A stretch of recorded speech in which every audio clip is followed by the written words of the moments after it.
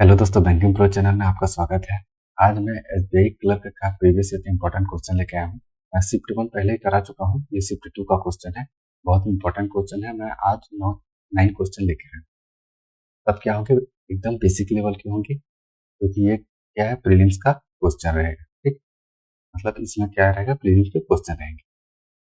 तो आइए देखते हैं। सबसे पहले क्वेश्चन नंबर 1 पे आ जाते हैं। यहाँ पे क्या बोल रहे हैं, क्वेश्चन नंबर 1 पे क्या बोल रहे हैं कि एक अपनी मासिक आय का 25% किराए पर, ठीक है, ये परसेंटेज का क्वेश्चन है, और शेष का 20% भोजन में खर्च करता है और शेष 40% यात्रा में, और शेष को उसने बचाया। यदि ए को कुल मासिक बचत 10,800 रुपये है, तो ए की मासिक आय रुपए में ज्ञात कीजिए। ठीक है, परसेंटेज का क्वेश्चन है। इसको कैसे टाइप को सॉल्व करेंगे उसको मैं बताऊंगा।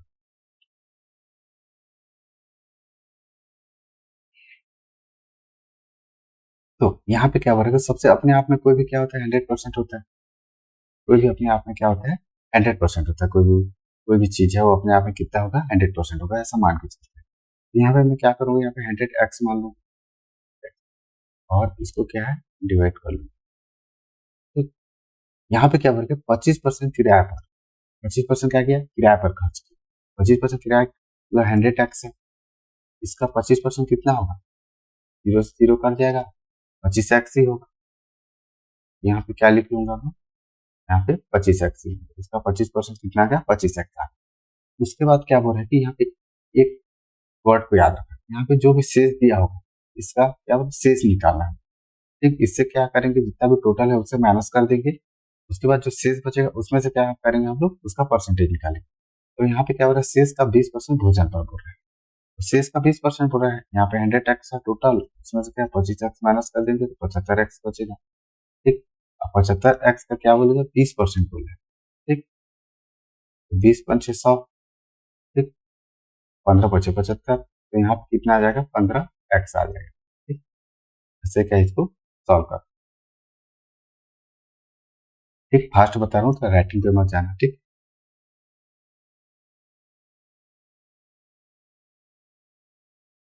अब इतना हो गया। अब आगे क्या बोला है कि शेष का 40% यात्रा में, ठीक, शेष का 40% क्या कर रहा है, यात्रा में खर्च कर रहा है। शेष बोला है फिर, तो टोटल 100x है यहाँ पे, और -25x किए थे तो कितना आ गया था, 75x आ गया था। फिर -15x करेंगे, इसका वैल्यू कितना आ जाएगा, 60x आ जाएगा। और उसका क्या बोला है, 40% यात्रा पर खर्च किया, तो इसका क्या करेंगे, हम 40% निकाल लेंगे। एकदम बेसिक लेवल से बता रहा हूँ। यहाँ पे 0 से 0 कट जाएगा, 6 चौक कितना आ गया, 24। यहाँ पे कितना आ गया, 24x आ गया। ठीक, ये क्या कर रहा है, शेष को उसने क्या किया, यात्रा में खर्च किया। ठीक, अब ये क्या है, किराए में किया। ठीक, किराए में किया। ये क्या है, भोजन पे किया। और ये क्या किया, यात्रा पे। ठीक है, अब शेष को क्या किया, उसने बचाया। तो शेष कितना बचेगा, 100x में इसको माइनस कर देंगे, तो कितना का, 25, ये 40, 50, 60, 64, तो 100x में कितना करेंगे, 64 को माइनस करेंगे, तो हमारे पास कितना बचेगा, 36x हमको बचेगा। ये क्या है, बचा हुआ राशि है। ठीक, ये क्या है, बचा हुआ राशि। टोटल जोड़ेंगे नीचे में, टोटल वैल्यू को जोड़ेंगे तो हमारा 100x ही आएगा। अब क्या बोला कि यदि एक ही कुल मासिक बचत 10,800 रुपए है, तो एक ही मासिक आय ज्ञात कीजिए। मासिक बचत मतलब कितना, 36x का इक्वल ही कितना हो जाएगा, 10,800 हो जाएगा। 12 से कट जाएगा, 12 तिया 36, 12 9 108, 3 तिया 9। यहाँ पे x का वैल्यू कितना आ गया, 300। हमको क्या बोला है क्वेश्चन में, एक ही मासिक आय ज्ञात कीजिए। एक का क्या है, मासिक आय। तो इसमें क्या करेंगे, 100x की जगह कितना करेंगे, 3,000, सॉरी 300 को पुट कर देंगे। ठीक, तो इसका वैल्यू कितना आ जाएगा, 30,000। ठीक, तो यहाँ पे क्या होगा, ऑप्शन बी सही होगा। ऐसे क्या क्वेश्चन को सॉल्व करना।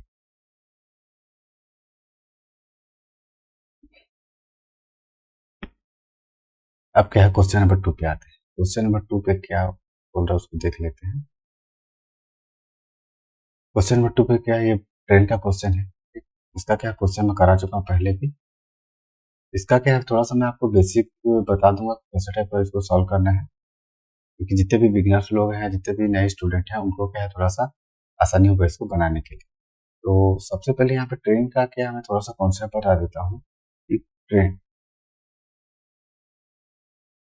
ट्रेन क्या करती है, जब भी किसी पुल को पार करती है, ठीक, प्लेटफॉर्म को पार करती है या किसी ब्रिज को पार करेगी, तो जिसका क्या है लेंथ ऑलरेडी हाई रहेगा, तो जो डिस्टेंस होगा ट्रेन का लेंथ प्लस प्लेटफॉर्म या पुल का लेंथ के प्लस हो जाएगा। ठीक, डिस्टेंस हम लोग ऐसे निकालें। देखिए वही ट्रेन क्या होगा, जब किसी पेड़ को पार करेगा या किसी व्यक्ति को पार करेगा या किसी पक्षी को पार करेगा, जानवर को पार करेगा, जिसका लेंथ ऑलरेडी क्या है थोड़ा सा कम रहता है, थोड़ा नहीं तो कम रहता है उसका लेंथ, तो हम लोग क्या करेंगे, डिस्टेंस को ट्रेन के लेंथ के इक्वल ले लेंगे, तो डिस्टेंस इक्वल टू ट्रेन का लेंथ। ठीक, इस चीज को ध्यान में रखना, इसका हम यूज करेंगे, क्वेश्चन में बताऊंगा तो अच्छे से समझ में आ जाएगा। तो यहाँ क्वेश्चन में क्या बोल रहा है कि दो ट्रेन ए और बी है, उनका स्पीड क्या है 60 किलोमीटर प्रति घंटा और बी का क्या है 80 किलोमीटर प्रति घंटा की गति से चल रही है। ट्रेन ए 150 मीटर लंबे प्लेटफॉर्म को 15 सेकंड में पार करती है, जबकि ट्रेन बी एक खंभे को 18 सेकंड में पार करती है। ट्रेन ए और बी दोनों की लंबाई मीटर में क्या होगा, ठीक, मीटर में आपको निकालना है। इस चीज को ध्यान रखना, हमको यूनिट भी लेके चलना है, ठीक, यूनिट को भी हमको लेके चलना है। तो यहाँ पे मैं क्या है खुद को स्किप कर लेता हूँ ताकि आपका फोकस क्या रहे फुट में। तो दो ट्रेन ए और बी क्रमशः 60 किलोमीटर प्रति घंटा 80 किलोमीटर, मतलब ए का स्पीड कितना है 60 किलोमीटर पर आवर, ठीक, और बी का जो स्पीड है वो कितना है 80 किलोमीटर पर आवर। हमको क्या है आंसर मीटर में निकालना है, ठीक। उसके बाद क्या बोला कि ट्रेन ए 150 मीटर लंबे प्लेटफॉर्म को 15 सेकंड में पार करती है। तो ट्रेन ए है वो क्या कर रही है, यहाँ पे देखो डिस्टेंस हम लोग किसका लेंगे, ट्रेन का लेंथ लेंगे प्लस क्या करेंगे प्लेटफॉर्म का लेंथ लेंगे, अभी बताया था हमने। यहाँ पे डिस्टेंस का क्या लेंगे, ट्रेन का लेंथ लेंगे और प्लेटफॉर्म का लेंथ लेंगे, क्योंकि डिस्टेंस इक्वल टू क्या होता है स्पीड इंटू टाइम होता है, ठीक?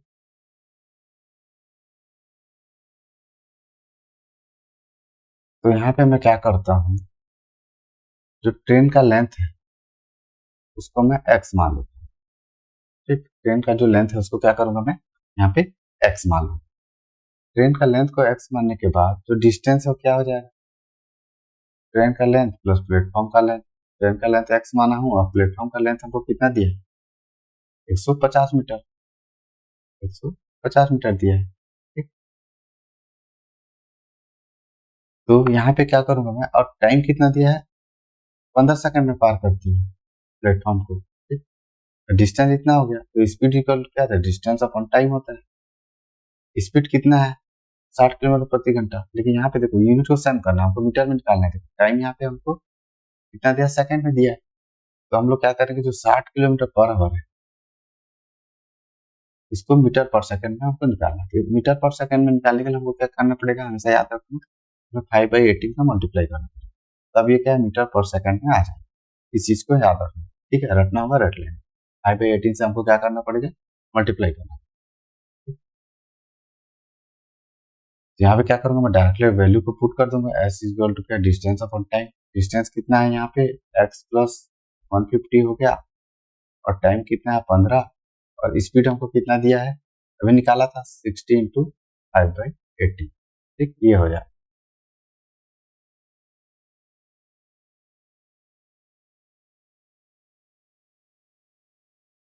ठीक, इतना होने के बाद क्या करूंगा मैं 3 से काट दूंगा, 3×5 = 15, 3×6 = 18, कैसे कट जाएगा 6×6 = 6 ठीक, और 5 इधर चले जाएगा, तो एक्स प्लस 150 इजिकल टू क्या हो जाएगा, यहाँ पे 5 इधर चला जाएगा, 10×5 = 50, यहाँ पे 250 हो जाएगा, तो एक्स का वैल्यू कितना हो जाएगा 100 हो जाएगा, ठीक, एक्स का वैल्यू यहाँ पे 100 हो जाएगा। तो मैं ये बोल सकता हूँ कि ट्रेन ए का लेंथ 100 मीटर है, ठीक, ये हम निकाल लिए। अब आगे क्वेश्चन में क्या बोल रहे हैं कि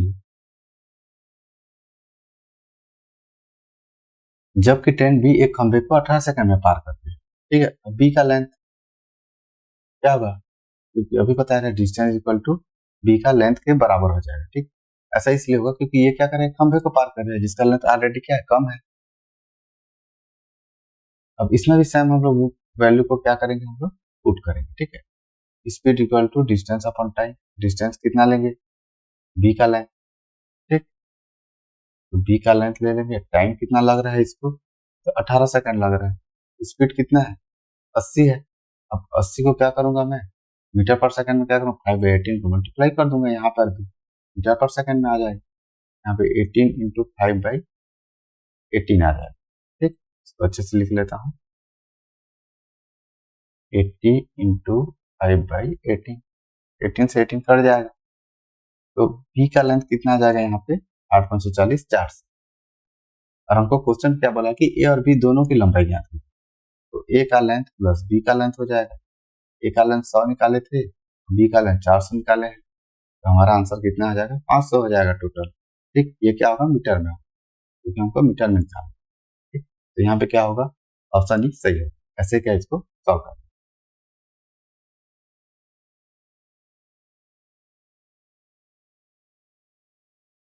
अब क्या क्वेश्चन नंबर 3 पे आते हैं। ठीक है, क्वेश्चन नंबर 3 क्या है, ये मिक्सचर का क्वेश्चन है। एक क्वेश्चन आपको जरूर देखने को मिलेगा। तो यहाँ पे क्वेश्चन में क्या बोल रहा है कि एक मिश्रण में दूध और पानी का अनुपात 5:1 है। जब मिश्रण में 20 लीटर पानी मिलाया जाता है तो दूध और पानी का अनुपात बराबर हो जाता है। अंतिम मिश्रण में दूध की मात्रा ज्ञात कीजिए। ये क्या है, इसको मैं दो मेथड से बताऊं। आपका एग्जाम में जो आपको बेस्ट लगे उस मेथड से बनाना। यहाँ पे मैं क्या करूंगा, आपको दोनों मेथड बताऊंगा। कई बार क्या होता है कि हम लोग 2-3 मेथड से बनाते हैं तो हमारा टाइम बचता है। ठीक, कई क्वेश्चन क्या होता है, एक मेथड में इजी बनता है तो एक मेथड में क्या है, थोड़ा सा इजी नहीं, इजी तो दोनों में बनेगा लेकिन टाइम टेकिंग है, तो हमको टाइम बचाना है, इसलिए इसको मैं दो तरीके से आपको बताऊंगा।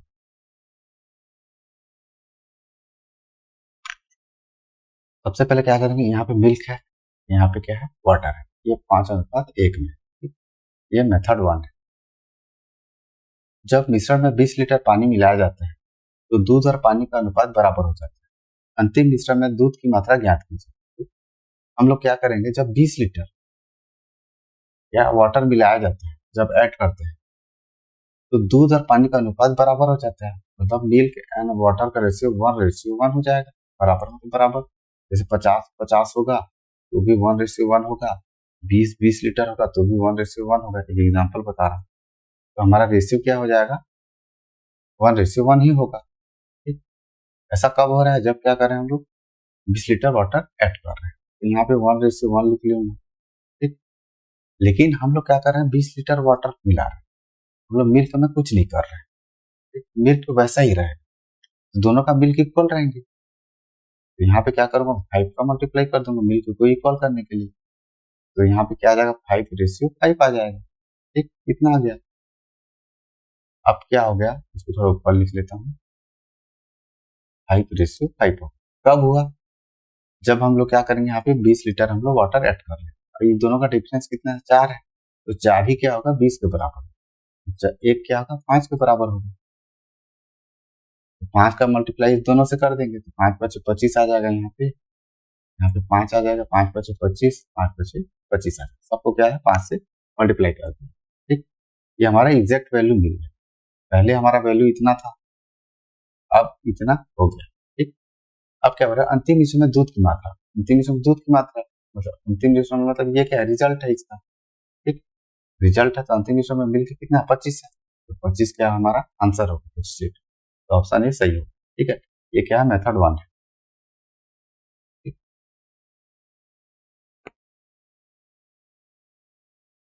अब क्या है, हम दूसरा मेथड देखते हैं। ठीक, ये क्या है, बेसिक मेथड। यहाँ पे क्या है, मिल्क एंड वाटर, मिल्क 5 है, वाटर 1 है, इसको मैं x मान लूंगा।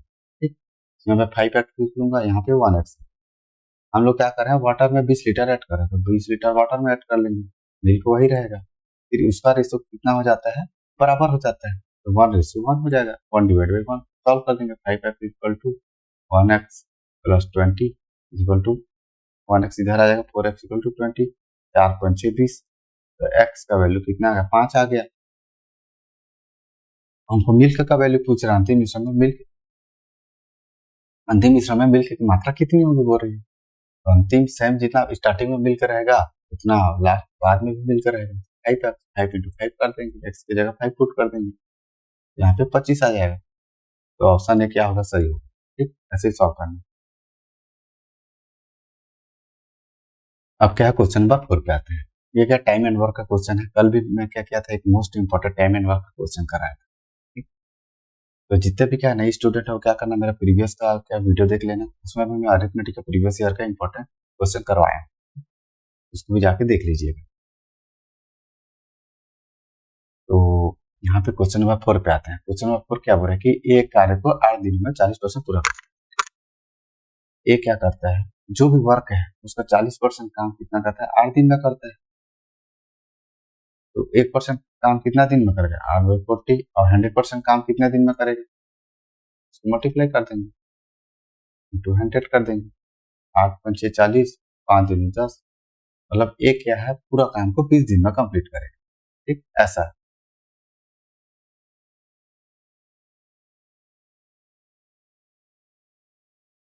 ठीक, ये क्या करेगा,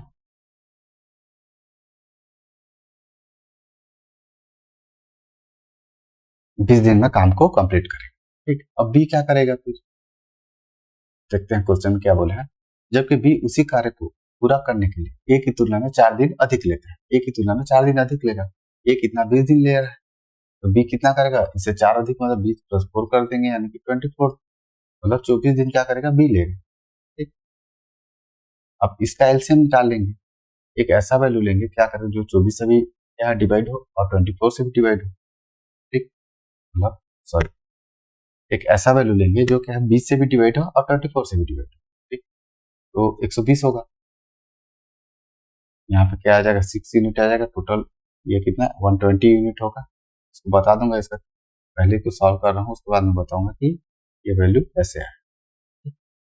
अब 24 को इससे डिवाइड कर देंगे तो कितना आएगा, 5 यूनिट आ जाएगा।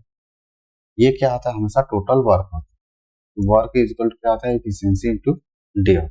ठीक, ये एक मेथड है, इस मेथड से ये आपको बनाना है।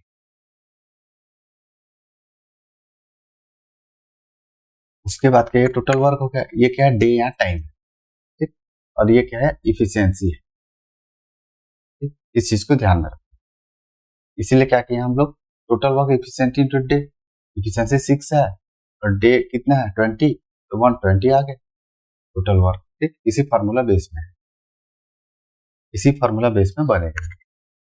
उसके बाद क्या बोल रहे हैं कि ए और बी द्वारा समान कार्य पूरा करने में लिया गया समय ज्ञात कीजिए। टोटल इफिशियंसी कितना है ए और बी का, 6 यूनिट प्लस 5 यूनिट, 11 यूनिट हो जाएगा। तो यहाँ पे क्या है, डे निकालना, day is equal to total work upon efficiency होगा। टोटल वर्क कितना है, 120 यूनिट है। ठीक, और टोटल इफिशियंसी 11 यूनिट है, यूनिट से यूनिट कट जाएगा, 11 एकदम 11, 10, 11। ठीक है, इतना क्या आएगा हमारा, डे, इतना डे लग जाएगा। ठीक, ये क्या हमारा आंसर होगा। इसको सॉल्व करने से उतना ही वैल्यू आएगा, कितना आएगा, 120 ही आएगा। ठीक, ऐसा ही इसको सॉल्व करना है। तो यहाँ पे क्या होगा, ऑप्शन ई सही होगा।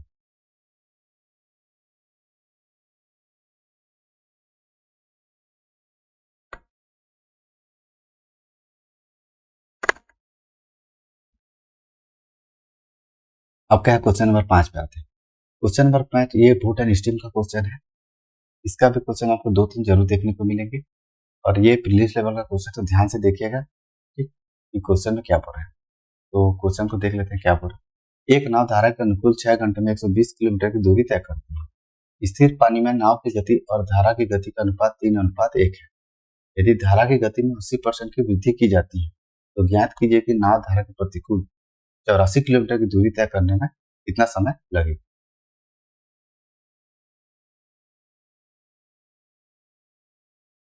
तो यहाँ पे देख लेते हैं, एक नाव धारा के अनुकूल 6 घंटे, मतलब धारा के अनुकूल, अनुकूल मतलब डाउन स्ट्रीम स्पीड। ठीक, और अप स्ट्रीम स्पीड, मैं थोड़ा सा क्या करता हूँ, आपको थोड़ा सा बेसिक बता देता हूँ इसका क्या, मैं थोड़ा सा फार्मूला वगैरह आपको बता देता हूँ कैसे बने।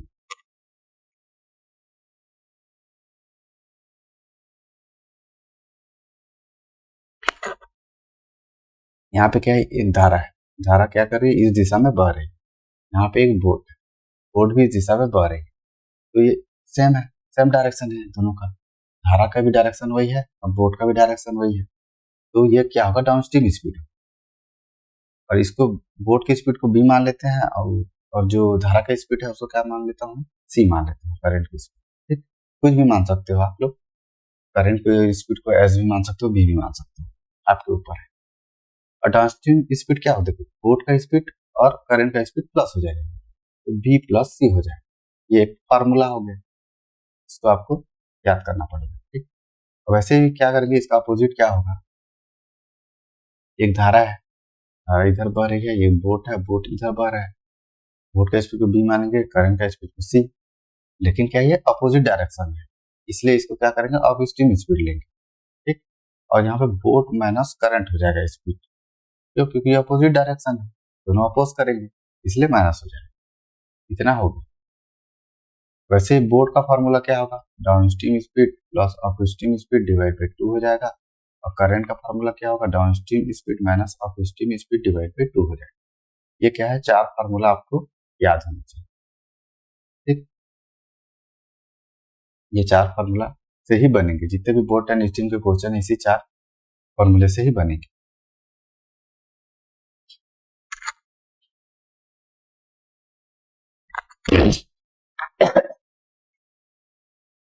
अब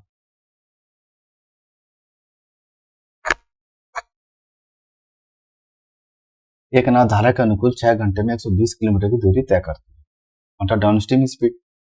स्पीड इक्वल टू क्या होता है, डिस्टेंस अपॉन टाइम होता है। डिस्टेंस कितना है, 120 किलोमीटर है। ठीक, और 6 घंटे में तय करती है, मतलब 6 6 दूनी 12। तो डाउनस्ट्रीम स्पीड कितना होगा, 20 kilometre per hour. 1 kilometre per hour, क्योंकि किलोमीटर में दिया है, और टाइम हमको कितना, घंटे में दिया है। ठीक, इतना हो गया। अब क्या बोला कि स्थिर पानी में नाव की गति और धारा की गति, स्थिर पानी मतलब कि पानी नहीं बह रही है, तो नहीं बहती हुई पानी में अगर कोई भी स्पीड पूछेगा तो वो क्या होगा, डायरेक्टली बोट का स्पीड होगा। इस चीज को ध्यान में रखें। तो ये क्या है, बोट प्लस करंट है। क्या मैं जो भी चीज बोल रहा हूँ, छोटा छोटा चीज को क्या ध्यान में रखना, ये बहुत इंपॉर्टेंट है। यहाँ पे 3:1 है। ठीक, इसको मैं 3x मान लेता हूँ, इसको 1x मान लेता हूँ। ठीक, इसका बोट और करंट का क्या है, स्पीड हो गया यहाँ। अभी मैं फॉर्मूला बताया था, डाउनस्ट्रीम स्पीड क्या होता है, बी प्लस सी होता है, ये बताया था। डाउनस्ट्रीम स्पीड को 20 रख लूंगा, बी की जगह 3x रख लूंगा, और सी की जगह 1x रख लूंगा। तो यहाँ पे 20 इज इक्वल टू 4x हो जाएगा। तो 4 से काट देंगे, 4 पंचे 20, तो x का वैल्यू 5 आ गया। तो यहाँ पुट कर देंगे x का वैल्यू 5, यहाँ पे क्या है 15 आ जाएगा, यहाँ पे 5 आ जाएगा। ये क्या है, स्पीड आ गया, इतना हम लोग निकाल दिया। ये बोट और करंट का स्पीड निकालने के लिए ये सब चीज की। अब उसके बाद क्या करेंगे, यदि धारा की गति में 80% की वृद्धि की जाती है तो ज्ञात कीजिए कि नाव धारा के प्रतिकूल 84 किलोमीटर की दूरी तय करने में कितना समय लगेगा। अब क्या कर रहे हैं, करंट करंट के स्पीड क्या है, 5 है। इसमें क्या कर रहे हैं, 80% की वृद्धि कर रहे हैं, तो 80 डिवाइड बाई 100 हो जाएगा। ठीक, इसी में क्या है, वृद्धि करते हैं तो 100 प्लस कर देते हैं, उससे डिवाइड में 100 कर देते हैं, 0 से 0 कट गया, 5 दूनी 10, 2 18। तो जो करंट का वैल्यू है 9 आ गया। ठीक, करंट मतलब जो स्पीड, जो धारा की जो गति है तो कितना आएगा, 9 किलोमीटर पर आवर। सब मैं यूनिट नहीं बता रहा हूँ, किलोमीटर पर आवर में, इस चीज को ध्यान रखना स्पीड में है। अब उसके बाद क्या करेंगे कि नाव धारा के प्रतिकूल 84 किलोमीटर की दूरी कितने समय में तय करेगी। हम लोग क्या करेंगे, अप स्ट्रीम स्पीड जो है, स्पीड इज इक्वल टू क्या होता है, डिस्टेंस अपॉन टाइम होता है। तो यहाँ पे डिस्टेंस कितना लेंगे, 84 किलोमीटर लेंगे, नहीं ये दिया हुआ है। ठीक, और टाइम हमको पूछा है, तो यहाँ पे टाइम आ जाएगा। तो यहाँ पे टाइम इज इक्वल टू क्या होगा, डिस्टेंस अपॉन स्पीड होगा। तो डिस्टेंस 84 है, स्पीड कितना है, अप स्ट्रीम स्पीड बोला है। तो यहाँ पे थोड़ा सा मैं बता देता हूँ, यहाँ पे देखना ऊपर में कि upstream speed is equal to क्या था, बोट माइनस करंट होता है। बोट कितना 15, और नया करंट कितना है 9 है, तो हमारा वैल्यू कितना आ जाएगा, यहाँ पे 6 आ गया। तो डिवाइड बाई 6 कर लेंगे, यहाँ पे 6 से काट देंगे, 6 6 24।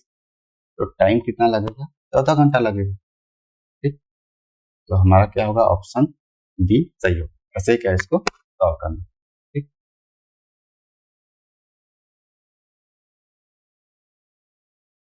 अब क्या है क्वेश्चन नंबर 6 पे आता है। क्वेश्चन नंबर 6 क्या है, ये सिंपल इंटरेस्ट और कंपाउंड इंटरेस्ट का क्वेश्चन है। 2 दिन पहले मैं एसबीआई पीओ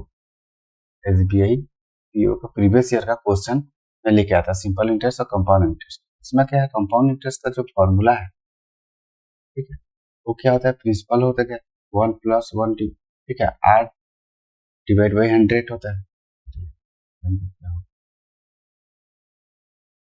कंपाउंड इंटरेस्ट का जो फॉर्मूला होता है, प्रिंसिपल होता है 1+R/100 होता है, और यहाँ पे n होता है। तो वहां से गलती से मैं क्या कहता है, R को नीचे लिख दिया था, तो उसको ध्यान में रखिए। ठीक, वो क्या है, ऐसे ही मिस्टेक हो गया था, इसको टैपिंग मिस्टेक हो गया। ठीक है,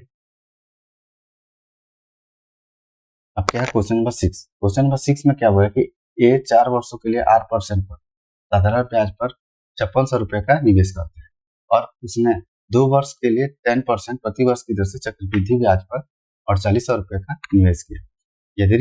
यदि साधारण ब्याज चक्रवृद्धि ब्याज से 672 रुपए अधिक है तो आर का मान ज्ञात कीजिए।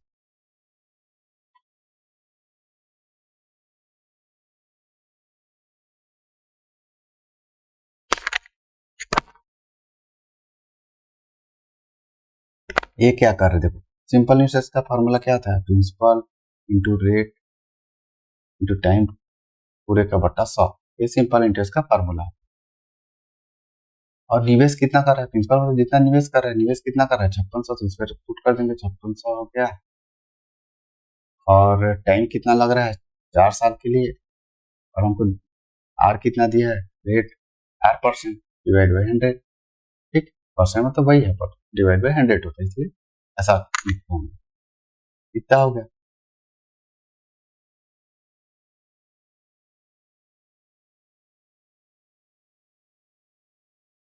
ठीक।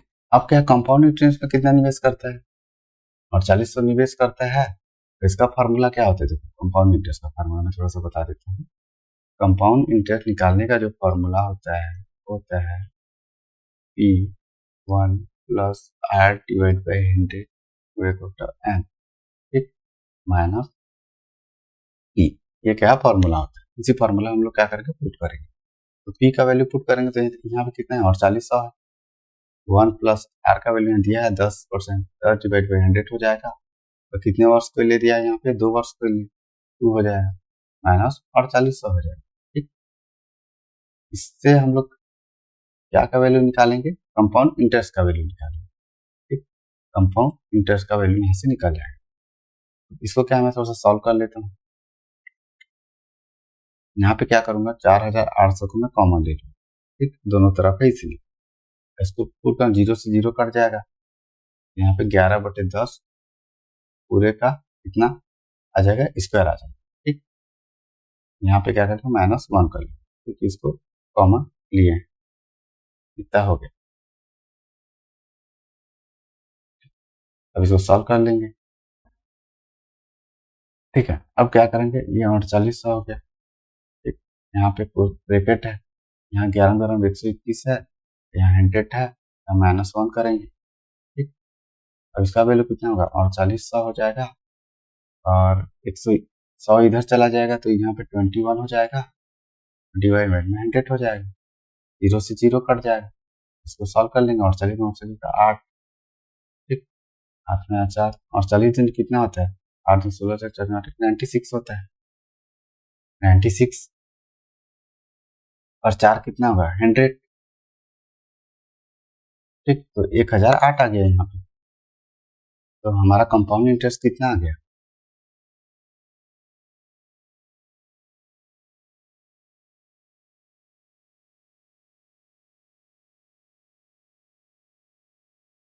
एक हजार आठ आ गया। ठीक, अब क्या बोल रहा है कि साधारण ब्याज मतलब सिंपल इंटरेस्ट चक्रवृद्धि ब्याज से कितना अधिक है। तो जो सिंपल इंटरेस्ट क्या है वो 1008 से कितना अधिक है, 672 अधिक है। ठीक, तो यहाँ पे वैल्यू कितना है, 8 तो 10 हो जाएगा, एक चला गया 8 हो गया, यहाँ पे 6 बचा, यहाँ 1680 हो।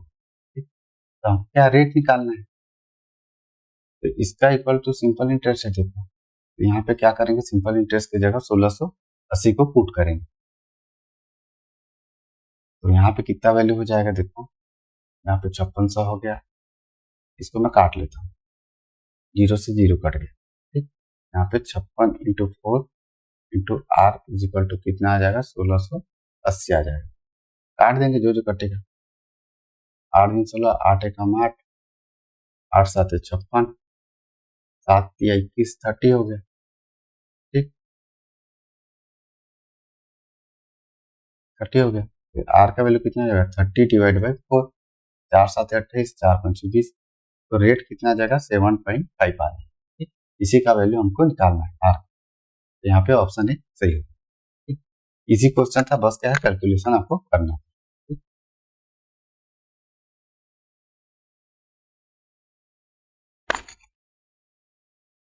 अब क्या क्वेश्चन नंबर 8 पे आते हैं। पार्टनरशिप का क्वेश्चन है। पार्टनरशिप का क्वेश्चन क्या पर देख लेते हैं। x प्लस 800 रुपए के निवेश के साथ एक व्यवसाय शुरू किया। ठीक, यहाँ पे क्वेश्चन में थोड़ा सा देख लेते हैं। ये थोड़ा सा ऊपर चला गया, इसको नीचे ले आता हूँ।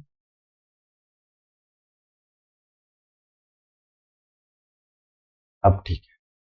अब क्वेश्चन में क्या बोल रहा है कि ए और बी ने क्रमशः x और x प्लस 800 रुपए निवेश के साथ एक व्यवसाय शुरू किया।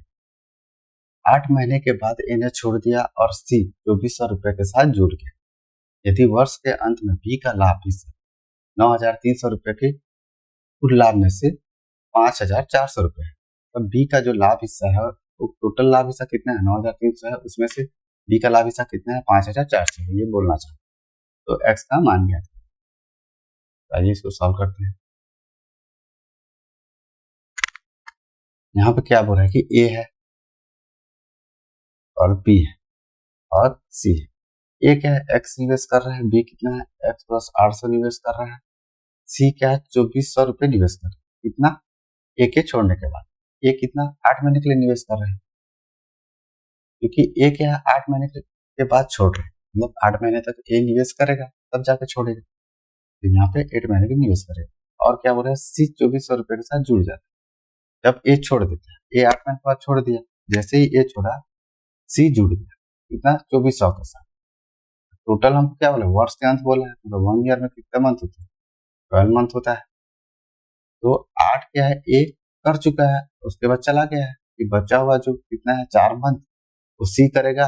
कितना निवेश किया है, वो 2400 निवेश किया है।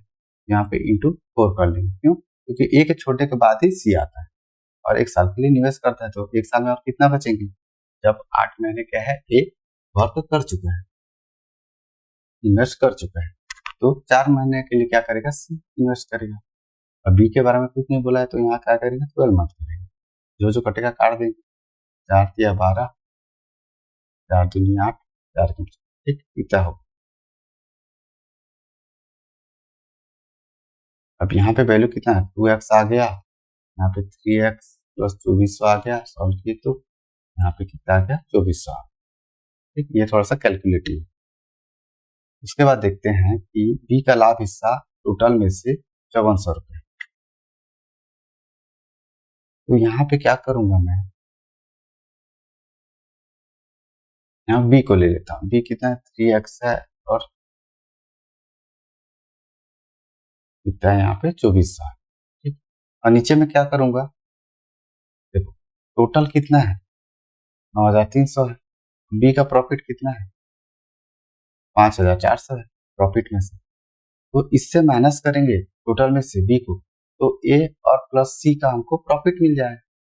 इसको माइनस करते हैं, तो ए और सी का जो प्रॉफिट है, ठीक है, वो कितना होगा, माइनस करते हैं, 009 आ गया। ठीक, इधर से चला गया, ठीक है,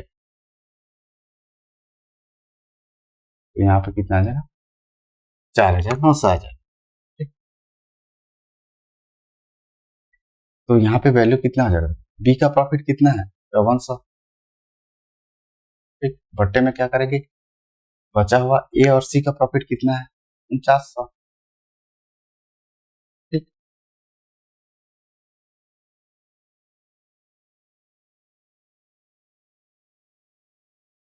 ठीक है, सॉरी यहाँ पे 3 आया। ठीक, यहाँ पे 3900 है। ठीक है, माइनस करने में थोड़ा सा गड़बड़ हो गया, यहाँ पे आ गया। तो बचा हुआ कितना होगा, 3900 होगा। ठीक, अब ए और सी, ठीक है, ए और सी क्या होंगे, देखो यहाँ पे 2x होंगे और प्लस कितना होगा यहाँ पे 2400 होगा। ए और सी दोनों को ले लिए। ठीक, ऐसा ही क्या है, इसको सॉल्व करना है।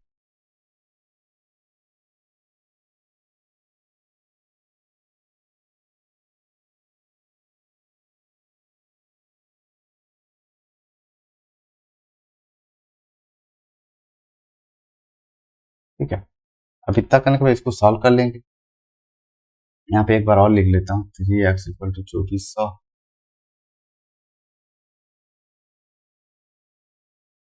नीचे में कितना है 2x है और इसका वैल्यू कितना है 2400 है, और ये 5400 हो गया, 3900।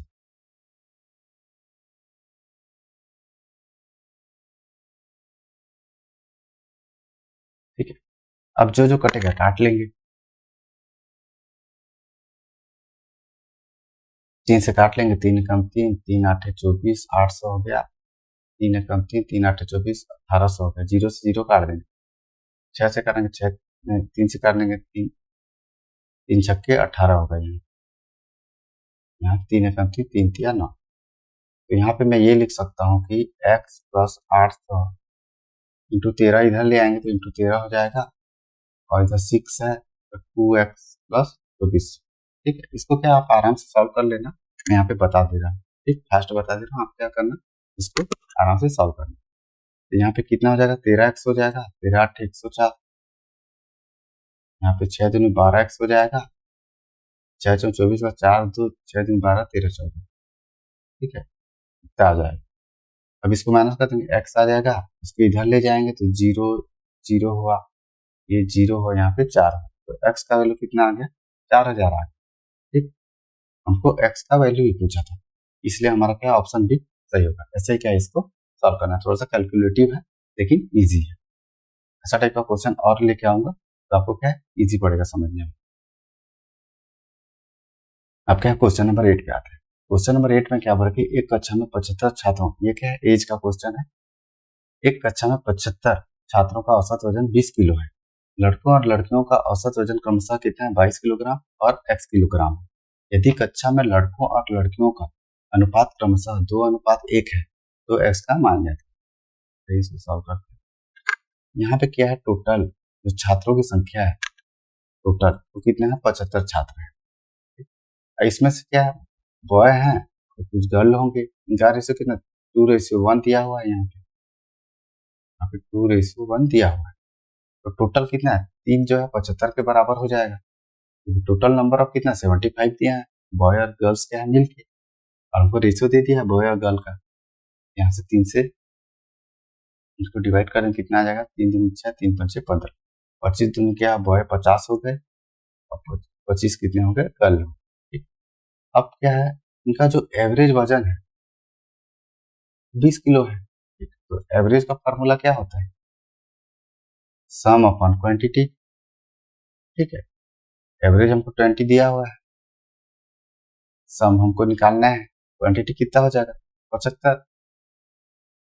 तो टोटल जो सम है, ठीक है, कितना हो जाएगा, 5 दूनी 10 का 1, 7 दूनी 14 15, 1500 हो जाएगा। ठीक, इनका जो टोटल जो सम है वेट का वो 1500 हो जाएगा। टोटल सम यहाँ पे निकाल दी।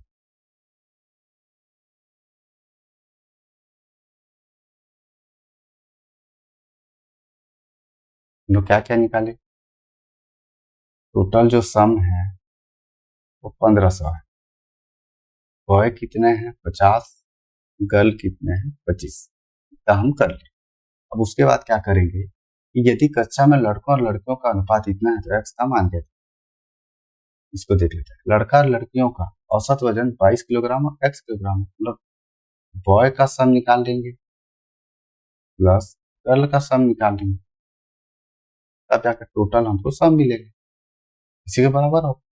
बॉय का सम कितना होगा, ठीक है, एवरेज अपॉन क्वांटिटी। ठीक, एवरेज कितना है 22 है, सॉरी यहाँ पे फॉर्मूला थोड़ा सा उल्टा लिख दिया मैं। एवरेज का फॉर्मूला क्या होता है, टोटल सम अपॉन क्वांटिटी। तो सम का फार्मूला क्या होगा, टोटल नहीं, अभी बी का निकाल रहे हैं, बी मतलब बॉय का निकाल रहे हैं, ठीक।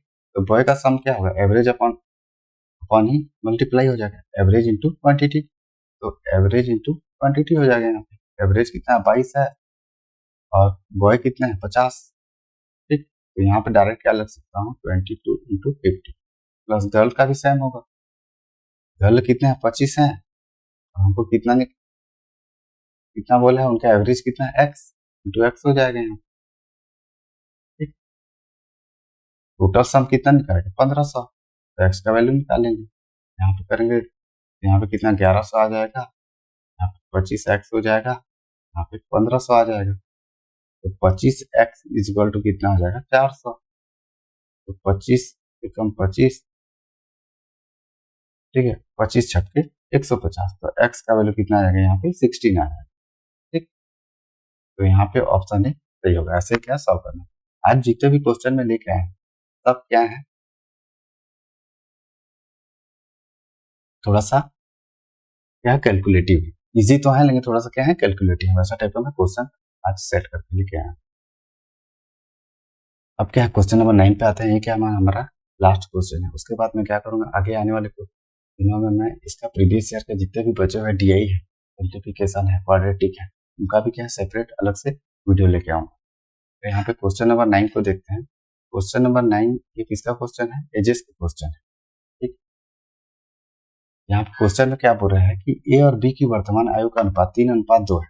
5 वर्ष पहले ए की आयु उस समय बी की आयु की दुगुनी थी, उसी समय, ठीक है, इस चीज को याद रखना, उस समय बोल रहा है मतलब कि उसी समय जिस समय ए की आयु थी, ठीक है। 5 वर्ष बाद ए और बी की आयु का योग उस समय सी के आयु के बराबर है, सी की वर्तमान आयु ज्ञात कीजिए।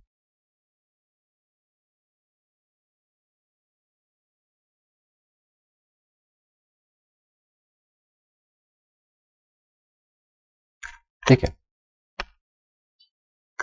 यहाँ पे देख लेते हैं ए और बी का, ए और बी के वर्तमान आयु का प्रेजेंट एज का अनुपात कितना है 3:2 है। 5 वर्ष पहले एक, मैं इसको क्या करूंगा एक्स मान लेता हूँ, प्रेजेंट एज कितना है ए का 3x है, बी का 2x। 5 वर्ष पहले ए की आयु, 5 वर्ष पहले मतलब ए कितना 3x है प्रेजेंट, इसमें से 5 वर्ष पहले मतलब -5 कर देंगे, बी की आयु की दुगनी थी उसी समय, तो उसी समय बी की आयु कितनी होगी 5 वर्ष पहले, -5 कर देंगे, उसकी दुगनी थी 2 कर देंगे, यहाँ पे x का वैल्यू निकालेंगे, 3x - 5 is equal to 4x - 10। तो x इज इक्वल टू कितना हो जाएगा 5 आ जाएगा यहाँ, ठीक। कितना, अब आगे क्या बोल रहे हैं कि ए और बी की आयु का योग उस समय सी के आयु के बराबर है।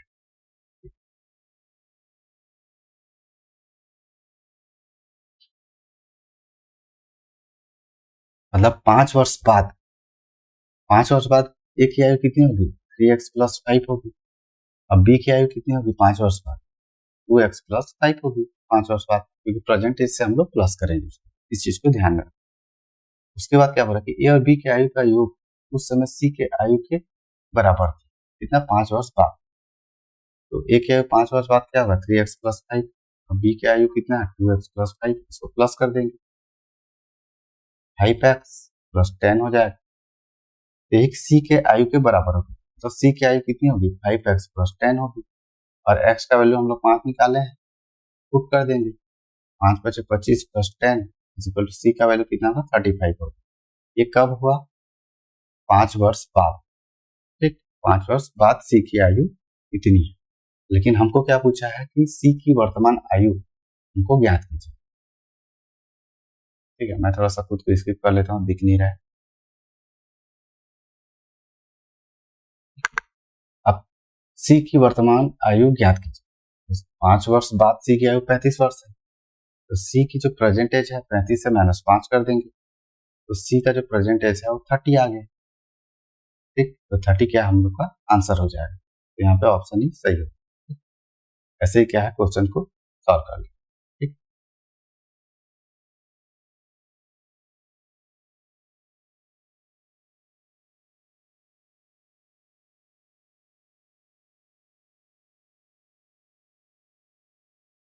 तो ये रहा गई आज का क्लास। आज मैं क्या किया, SBI क्लर्क का शिफ्ट 2 का क्वेश्चन आज कराए हैं। ठीक, इससे पहले मैं क्या किया था, SBI का क्लर्क का ही शिफ्ट 1 का क्वेश्चन कराया था। SBI PO या प्रीवियस ईयर का भी क्वेश्चन करा चुका हूँ। IBPS PO का भी प्रीवियस ईयर का क्वेश्चन क्या करा चुका हूँ। IBPS क्लर्क का भी प्रीवियस ईयर का क्वेश्चन करा चुका हूँ। ठीक है, इतना क्या है, मैं क्लासेस ले चुका हूँ।